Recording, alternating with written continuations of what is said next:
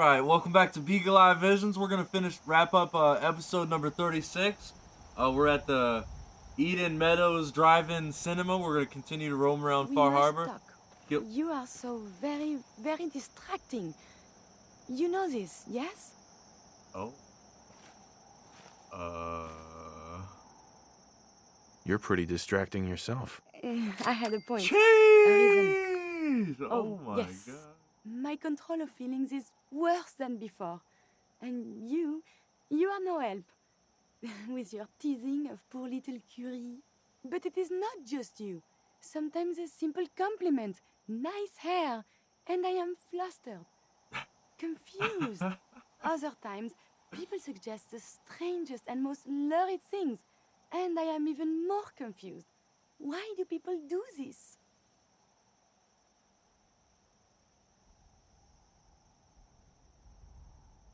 Because you're so cute when you're confused. You are not making Oh any my of this easier. God. I must get a handle on this if I am ever to advance my experiments. I should have told her the truth. Oh, alright. Let's get some more knowledge. Truly the hidden hand that controlled the political narrative or the political theater of the statecraft that we see rolling out in forces all around us. Right. And I believe this is where most people have a really hard time understanding that they're not here, that we're not here to serve man. This is why we need to understand government is slavery. It's not order. The belief in man as a authority keeps slavery firmly in place. You know, how can we know and understand we're sovereign beings of this planet if we still believe in the legitimacy of slavery, aka government, man's authority? You know, the reason most people think this way is because the collective imagination has been systematically destroyed for the sake of our blind obedience. That's why we're so obedient. We don't have the imagination. We don't have the knowledge to understand that we are not here to be slaves. We're not here to serve another man. And, you know, the teachings of natural law or universal law has been occulted for a long time. And it's the goal of, you know, what we're doing here on CubbyWhole to restore that. Yeah, I mean, true liberty is an essential property of objective morality and natural law. It's an emergent property, you know? It's something that manifests in the condition of our society and the condition of humanity by living in alignment with objective moral principles and natural law. And that's what we really need to understand. That's why we focus so much on emphasizing natural law principles, because that's the starting ground, in a way, for our true spiritual development. If you do not understand objective morality or the science of morality, then you are in no way progressing spiritually. I don't care how much knowledge you have about mystery traditions or anything when it comes to the tarot, the Kabbalah, or the conspiracies out there in the world, the corruption in whatever it might be that you're looking at, unless you truly are progressing in your moral compass and your moral boundary conditions, then you really are not progressing spiritually. So right.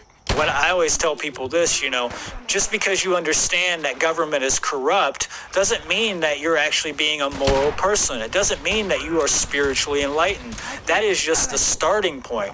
That is the first awakening of what's going on. That's when you just open your eyes and you're just now seeing everything that's going on, you know? And what we need to do is continue beyond that. There are higher levels than that. That's just walking through the front door. You know, there's still so many more rooms filled with so much more knowledge that we can discover. So this is all the basics. This is the foundation, the first principles of what we need to understand to really work with the cosmic laws, the natural laws, and with all the secrets of the universe, all these wonderful, glorious secrets that we can discover and self-discover or rediscover so that we can really make use of everything that, we've been prevented from being able to do by these tyrants. Right. Very well said. And what is it we need in order to be sovereign and build a world of freedom? Aside from knowing these principles, aside from understanding morality, and what I would say is it's courage. Courage to get what? What is it that we want? We want freedom, right? Especially for, freedom away from masters or rulers. And this is external anarchy. We appear to be under fire. We're going to go to the courage slides. So if you want to go there on CubbyWhole.com at the show number 36. Courage is our duty. It is up to each one of us, those who are awakened to that which is most important. So awakened to truth. It is the shared responsibility of us to be persistent and help others by constantly speaking truth, even if it becomes really overwhelming or discouraging. And I know that feeling, and it can be quite painful, but we have to be tenacious in our efforts to find ways that we can, get through to people. And if we have the, social anxiety, if we, when we need to find ways to overcome that. Many people are going to become very uncomfortable with any type of information that goes against their beliefs. And as long as you know the truth, it is up to you, it's up to us, those who know, to speak with courage and not be afraid of the way it makes anyone feel. And, it's hard. It's not about making anyone feel comfortable. It's really about shaking things up. Truth has never been something that's supposed to always feel good. If anything, for the most part, truth has always been pretty horrifying and very, very uncomfortable. Absolutely, Nate. I mean, in obedience is always fear, There's always fear in obedience, and obedience has never brought us real change in the world. Right. And something else I'd like to speak on when it comes to courage is having the self-respect, having the courage to re-look into the self and see where there's conjecture or dishonesty going on in the mind, the imbalance. See, look at the, where you're ignoring the parts of the self that are causing the imbalance. For instance, one who's more left-brained tends to become most skeptical about everything unless, government-paid scientists say otherwise. Then they, magically become believers, which definitely does not make anyone science-minded. Not at all. And this tends to be more of the atheists types, which is really interesting because they're so logical, yet they totally miss this. Or the institutionalized religionists, typically the mostly right-brained individuals who believe they're, God's children that need to believe everything that God's chosen quote-unquote messengers or, the priests say as what to believe, which becomes much easier than developing their own critical thinking skills. And of course, when it comes to government and the political left-right paradigm, the illusion, we really are seeing what we're really seeing is a mommy and daddy abandonment issues paradigm. We see left-wing, democratic, liberal types who want government to take care of everything in their whole life and nurture them all the way through their, all the way till their death, like an archetypal mother, never really growing out of the child stage in that way. And then on the right, you see Republican conservative types who want government to keep them safe with police for their entire life, keep them safe like an archetypal father. And then the libertarian types who want mommy and daddy to be less dependent on. They fear not having at least some kind of parental rulership over them. And you might ask, like, what does this, there's a lot more to it that I'm not covering, but what does this all have to do with religion? And I'd say it has everything to do with religion. Religion is, in its true etymological sense, that is.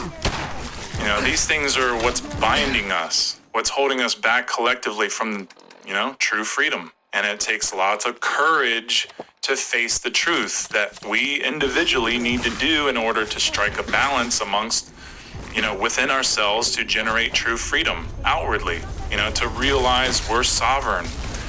So it's going to take courage, courage to respect, to relook at ourselves, and of course to, then align with natural law while controlling our own thoughts, emotions, and actions. Very well said. I mean, it is true that we are all seeking some form of happiness, and to me, true happiness can only come from true freedom. I believe that, true freedom can also only come from true courage. And without true courage, we will not see any of that. We have to have the courage to get out of our comfort zones. We have to have the courage to stand up and say no to what's going on. We have to have the courage to, like you said, look within ourselves. Because yes, we can point outwardly all we want, but really when it comes back to it is we can only control ourselves, And Right. we have to have the courage to face that. Yeah. There's so much we could say about courage, I think people are living in this comfort, passive pathology where, people don't really want to. What I mean is they always want to place blame externally on other things. And yes, it is true. There is blame to be placed externally to the people who are violating us and holding us back.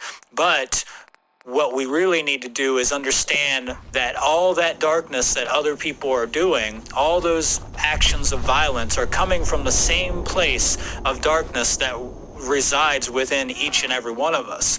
We all have the ability to commit the most extreme atrocities in the world. And until we start to deal with that within ourselves, and we won't make a change in the external world. We won't change the actual effects that we're seeing. Even if we did remove the people who in power, eventually, since we have not dealt with the internal workings of ourselves, we're going to re-manifest those things. And we have to have the courage to face it, that we are all collectively part of the problem. That what really is the problem is what's going on within ourselves and how we're not dealing with the shadow self and integrating it into our own lives. Right. It's, the courage to, something we've said on earlier shows is the courage to admit the three hardest words that we can say is I was wrong. That's something I think a lot of people don't seem to have the courage to do. And that's a really sad thing to know. We have to look into and respect ourselves in spite of fear. We have to speak the truth in spite of fear, and we have to defend what's right in spite of fear. We have to look in the mirror and admit we're wrong. Be courageous in spite of fear. We really, like the reason that we have courage, one of the bigger reasons we have courage, when you look in the, when you're using your right brain with the big world picture thinking, courage is what is embedded into us to defend the earth. The earth has given us all of this beautiful, just this life, where we're thriving and enjoying the beautiful fruits of nature. Absolutely. I mean, you can't say it any better than that, man. Yeah, and it's like, we're just like taking and taking and taking, and we're not giving. And the reason we're not giving back is because we're not being courageous. Courageous is part of giving back, because being courageous is about standing, in truth in spite of fear, and you have to remember that the more that you are standing in alignment with natural law, you are actually giving back to the earth.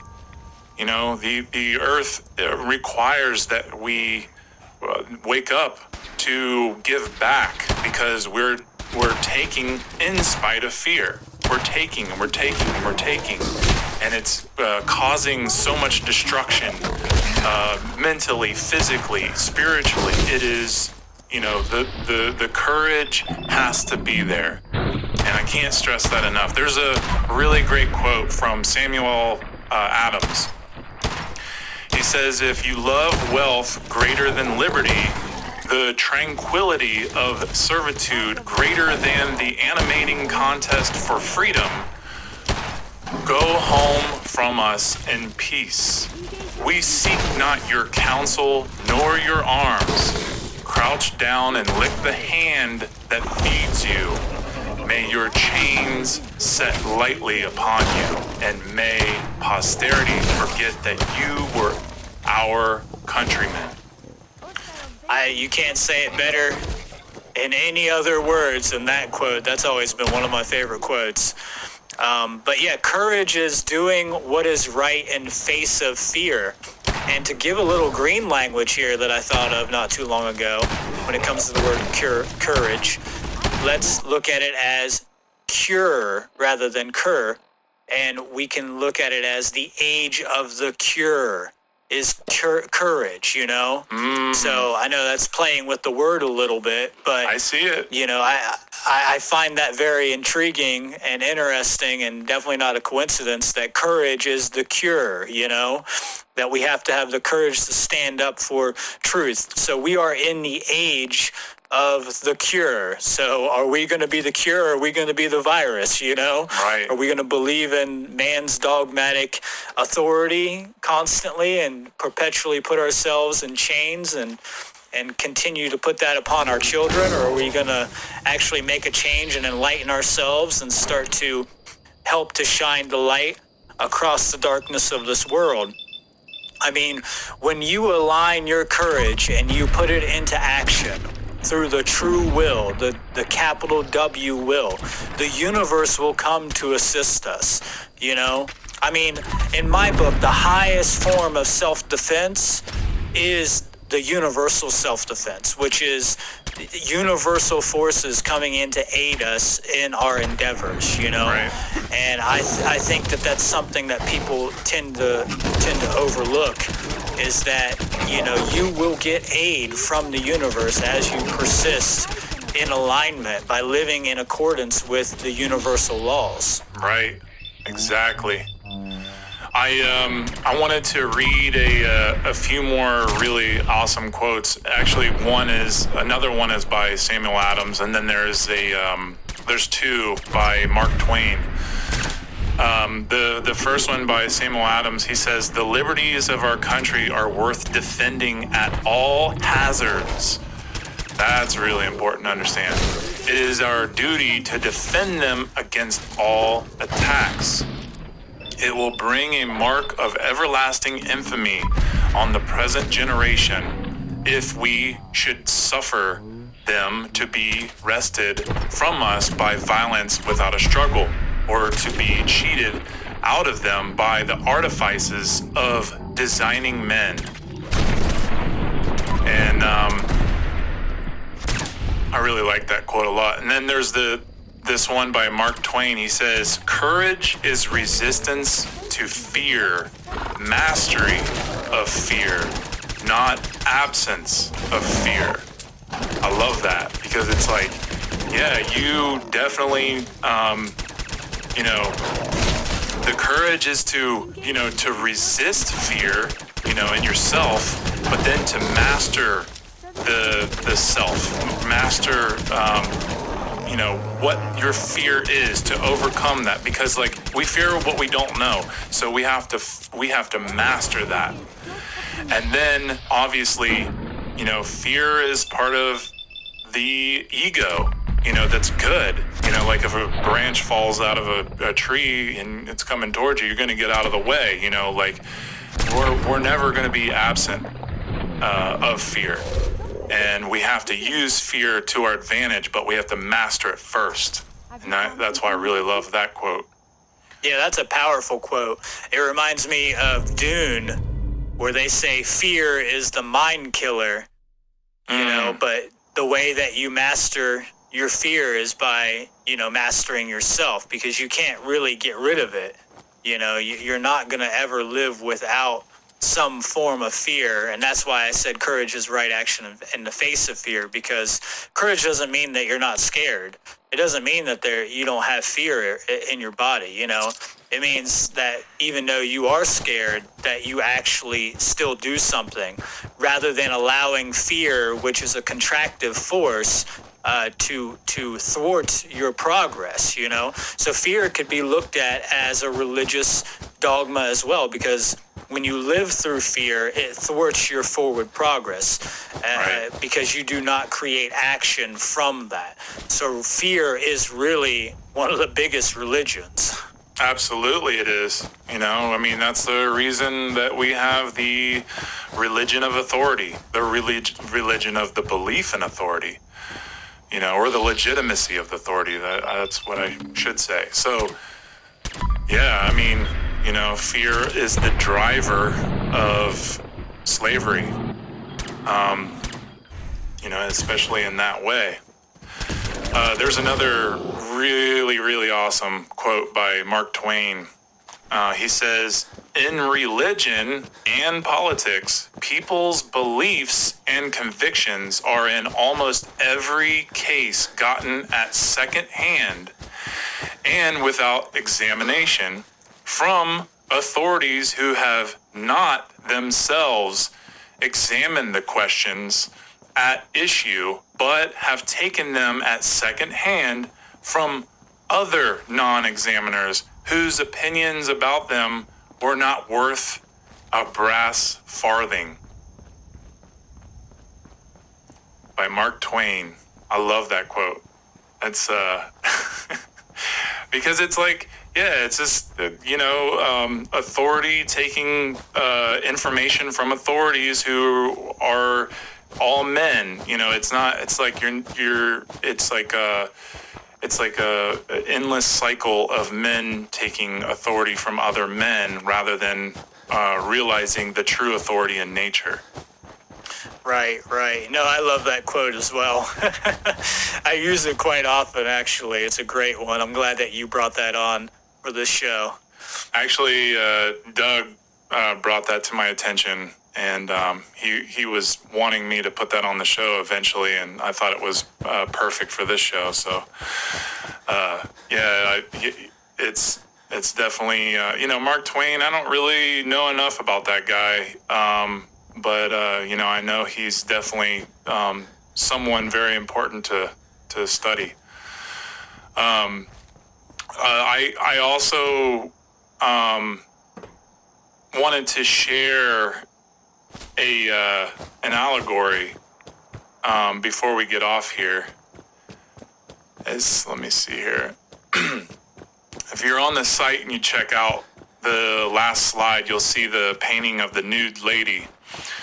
This is called The Truth Coming Out of the Well by Jean Leon Jerome. I think you've seen this before, Brandon. So it's, like I said, it's a little allegorical story. And it goes like this. According to a 19th century legend, the truth and the lie meet one day. The lie says to the truth, "It's a marvelous day today." The truth looks up to the skies and sighs, for the day was really beautiful. They spend a lot of time together, ultimately arriving beside a well. The lie tells the truth. We heading out? The water is very nice. I hear that Let's you've been take a trying bath for together. years to track down The the truth, fog crawler? once again suspicious, Shipbreaker, I call her. tests the water and discovers that it indeed is All very our nice. women on the lookout for her. They undress and start bathing. Suddenly, the lie comes out of the No water, need to worry about puts on the clothes of the truth, and runs away. The furious Funny thing is, happy as I am that she's gone, I think I'm gonna miss her in a way. Walking in the fog will be a bit less interesting now. That I don't have to wonder if she might be lurking behind the next rock. Kept me on my toes, she did. For that, I'm grateful, in spite of the sorrow she visited on the island. Here, you may as well have my trusty old harpoon gun. I was saving it for delivering the killing blow to Shipbreaker. But now you should have it.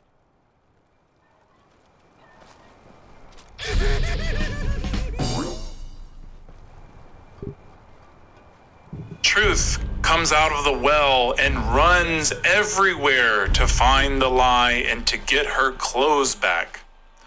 The world, seeing the truth naked, turns its gaze away with contempt and rage. The poor truth returns to the well and disappears forever, hiding therein its shame. Since then, the lie travels around the world dressed as the truth, satisfying the needs of society because the world, in any case, harbors no wish at all to meet the naked truth. That is just amazing. I don't think I've ever heard that. Yeah, man. I think that is one of the coolest little, short story allegories ever of, what truth is and what the lie is. Yeah, that's powerful. I'm just sitting here pondering on all that. I'm going to have to read that over and over today. Yeah, I can send it to you, but also, it's the slides up on the website. So, yeah, man, and I love seeing that. This is what we're going to get into on this show a lot is allegory. I know I keep saying that in the past, but, there's a lot of really important information before we get to that. And I think we will definitely be getting more into that as we go into symbolism. So, was there anything you wanted to add? No, I'm curious to hear your breakdown of that allegorically. I mean, obviously, it's pretty obvious in my mind what that's talking about, but I definitely want to hear your point of view on that. Well, I wasn't going to do a breakdown of this allegory on this show, but I'll go ahead and give it a go. I'll give it a little brief take. I look at it like, the truth is, it's light. And of course, I'm speaking about, in this image, I'm speaking of her light skin, and she is called the truth. So it's symbolic. And when we think about light, we think of how hard it is to stare into this, into the light, like the sun. It hurts our eyes, right? And, it's analogous to truth. Looking into the light is analogous to truth in the sense of if you turn off the light and your eyes get used to the dark, you turn the lights on really quick, it hurts your eyes, right? Well, it's the same thing, with your one eye, your third eye. You look into the truth, it can really hurt you, and it can, really make you feel pain. And the well is also feminine. It's hollow, and it's like a inverted pillar. And it's also filled up with water, and water is a feminine aspect. And then the lie can't be accepted by the world without a piece of truth. So that's why the lie takes the truth's clothes. And then the lie, because, no one can accept a lie without some truth. And the lie can't hide forever, which is why the truth is looking for the lie. And that's what we do. We use the truth to discover where the lie is. And, the world loves the truth clothed or covered or veiled, which is why the people are turned away in rage to see the truth naked, because when they see the truth naked, it makes them feel uncomfortable. And that's what the truth does. So then the truth becomes occulted, or, as the story goes, hidden back into the well, because that's where people want it. They don't want the truth. They want it hidden. They want it, way down in the well, down in that water, and they'd rather have the lie that is clothed in truth. So that's my take.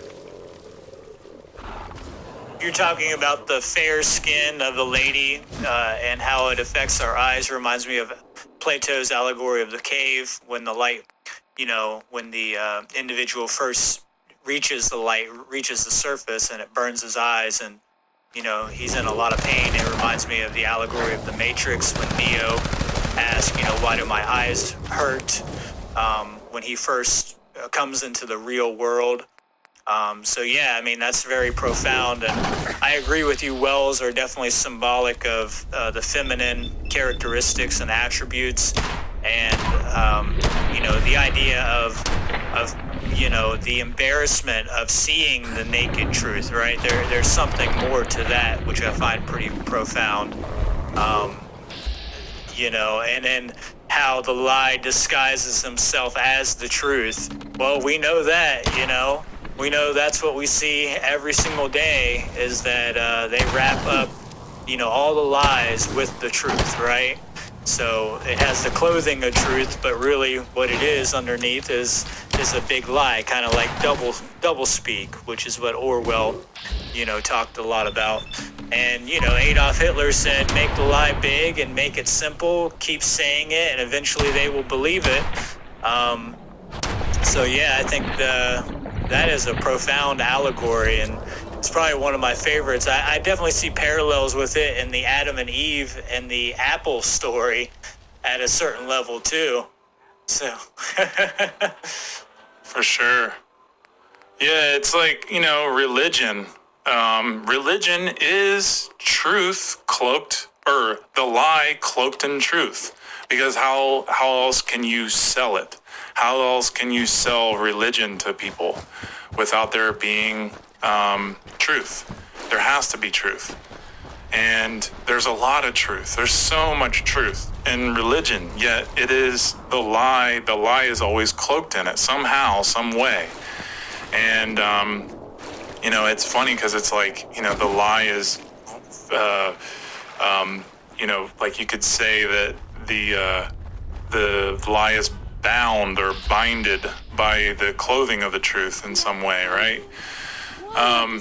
But it's just a really powerful allegory to help us, really get the picture that, we are constantly being bombarded by these authorities who want to sell us the truth with these little, hidden lies in there, and we have to be the ones to discover what's underneath those clothes, underneath that truth. We have to find those lies. We have to weed them out. And we have to return, think about this, like return the clothes to the truth, because that's what we're trying to do, is help her get her clothes back. That's great. That's amazing. Yeah, I mean, I think one issue that a lot of people have is the ambiguity in a lot of these terms that we use. That's why we try to clarify them. I mean, when we say words, sorry, I got my dog in the background. He's ready to go play outside because it's a nice day. But the ambiguity in these words, man, it really confuses a lot of people because they have been irrefutably destroyed by our modern culture. So, things like happiness or freedom, or even the word truth itself, it's really hard for people to even understand that. Most people think that truth is subjective, that it's waverable, that it's not objective and singular.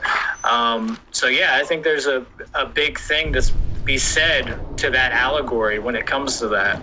Absolutely. And yeah, that's what this whole show is about, to help weed out all the inconsistencies of what we've been taught to be the subjective truth, that we've been taught that there is no, like you said, there's no objective truth. And obviously we all know that, most of us, especially here on this show, we definitely know that that's not true. We wouldn't have this show if it weren't true.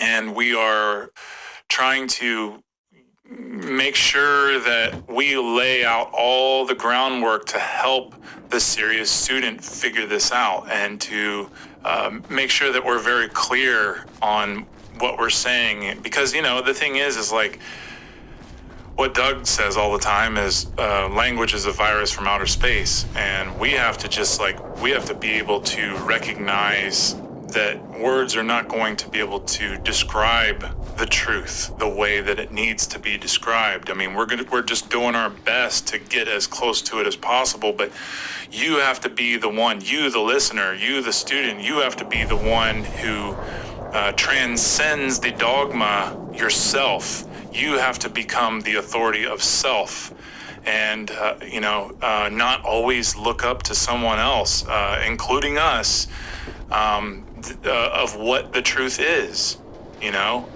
It's you have to be honest with yourself, and we're just trying to give you, the listener, the tools. We're trying to give you, something that we worked really hard for to try to figure this out. And we're just asking for your spiritual currency, your time and attention. That's it. And it's a lot of work. I mean, that's what the great work is all about. But it's going to take a lot of facing your fears, to see for yourself, to take that veil off your eyes and look right at that naked truth. See the lie for what it really is. No doubt, man. No doubt. So is there anything else you wanted to add, Brandon, before we get off here? No, that's all the content I was prepped for today. So I think we should sum it up and call it an episode. Well, all right, Brandon. Thanks again for being on. This episode is at its end, guys. Hope you guys have found clarity and value in this show, and you can find more shows, presentations, and news at CubbyWhole.com. Also, please make sure to keep your eyes out for the next couple of shows, as Brandon and I will go further into the methods of manipulation, especially subversive symbolism. And as for now, a new show comes out every Friday at 12 p.m. Pacific time. So stay tuned for more. I'm your host, Nate Cap. Thank you for listening. And remember to do no harm, defend truth, and keep transcending dogma.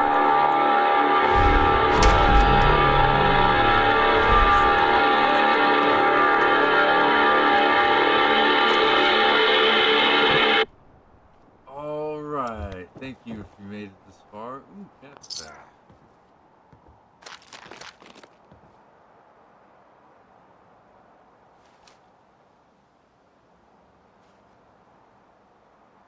Yep. Thank you if you made it this far. I believe there's more to explore on the island of Far Harbor. We'll see. Who knows?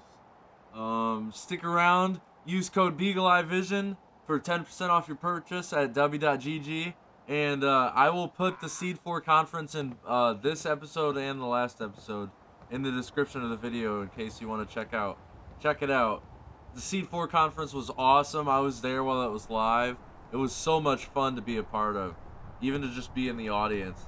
I always look forward to the Seed conferences. Yeah. Stay tuned, stick around, stay golden, and use code BeagleEyeVision, because this stuff is delicious. Alright.